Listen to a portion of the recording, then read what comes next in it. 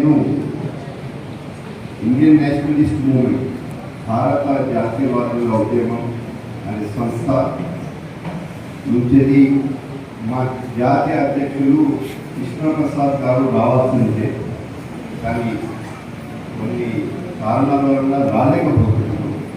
ఉదయం ఫోన్ చేసి ఈ కార్యక్రమాన్ని అటెండ్ చేసి ఇండియన్ నేషనలిస్ట్ మూవ్మెంట్ని రిప్రజెంట్ చేయమని కోరారు. నా ముందు మాట్లాడిన పెద్దలు చాలా స్పష్టంగా అన్ని విషయాలు చెప్పారు. ఇవాళ నేను మీ ముందు కేవలం ఆపరేషన్ కగార్ గురించి మాట్లాడడానికి వచ్చాను. Operation Kagar government hidden agenda ఏంది? What is the hidden agenda of central government, Modi government regarding operation Kagar?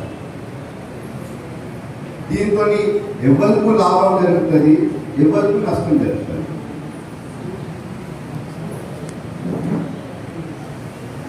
ఈ ఆపరేషన్ కగార్తోని ఎంతమంది ప్రాణాలు కోల్పోతున్నారు, ఎంతమంది చనిపోతున్నారు, ఈ విషయం కూడా పరిగణలో తీసుకోవాల్సిన అవసరం ఉంది. మోదీకు దోస్తులైన అదాని అంబానీ కొరకు ఇది చేస్తున్న ఆపరేషన్ కగార్. ఛత్తీస్గఢ్లో ఉన్న రిచ్ మినరల్స్ ఐరన్ కానీ టిన్ ఓర్ కానీ ఇలాంటి మినరల్స్ని ఈ అదాని అంబానీలకు అప్పచెప్పడానికి చేస్తున్న ఆపరేషన్ కగార్.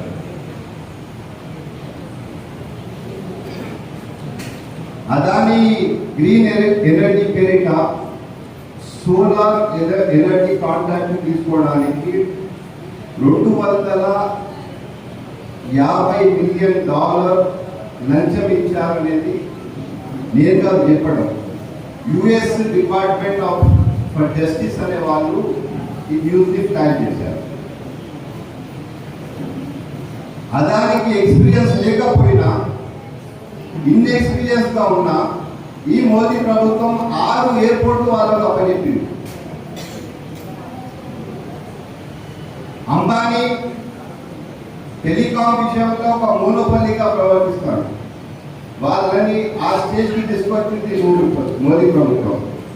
నెట్వర్క్ 18 పేరిట అన్ని మీడియా ఛానల్స్ మీద వీళ్ళ కంట్రోల్, పబ్లిక్ న్యారేటివ్ని వీళ్ళు కంట్రోల్ చేస్తున్నారు.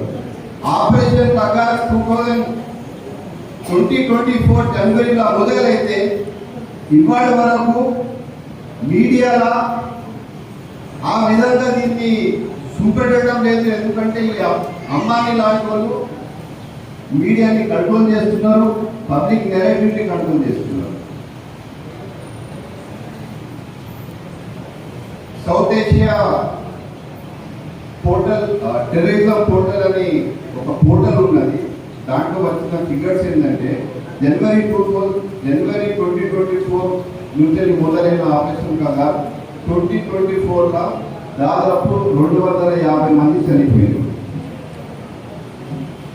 2025 స్టార్టింగ్ 3 నెలల్లోనే 140 మంది చనిపోయారు.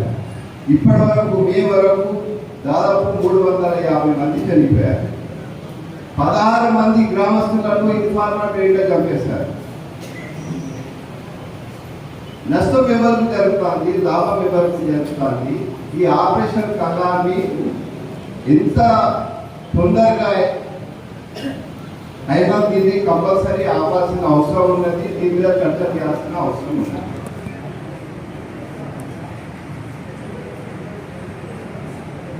మేము కట్టే పన్ను మా ట్యాక్స్ పేయర్ మనీతో ఛత్తీస్గఢ్లో ఈ ఆపరేషన్ కొనసాగించడానికి 302 ఫార్వర్డ్ ఆపరేటింగ్ ప్లేసెస్ ఏర్పాటు చేశారు. 612 45 పోలీస్ స్టేషన్స్ ఏర్పాటు చేశారు. మా పనులతో వాళ్ళు లబ్ధి పొందడానికి ఇవన్నీ ఏర్పాటు చేస్తాం. దీంతో మా అన్ఎంప్లాయ్మెంట్ ప్రాబ్లమ్ సాల్వ్ అవుతలేదు, మా పావర్టీ సాల్వ్ అవుతలేదు, పైసలు ఉన్న వాళ్ళకు పైసలు దొరుకుతున్నాయి. ఒక రిపోర్ట్ పరంగా చూస్తే ఈ మధ్యలో మన దేశంలో 63 లక్షల కోట్ల రూపాయలు సంపాదించుకున్నారు వీళ్ళు పెట్టుబడిదారు. మా పరిస్థితులు మాత్రం మా జీవితాల్లో ఇలాంటి చేంజెస్ ఉన్నాయి. సో దీన్ని ఇండియన్ నేషనలిస్ట్ మూవ్మెంట్ ఆపరేషన్ కర్ణాన్ని ఖండిస్తున్నది. దీని మీద శాంతి చర్యలు జరగాలని మేము కోరుకుంటున్నాం. ఈ అవకాశం ఇచ్చిన ప్రజలకు ధన్యవాదాలు.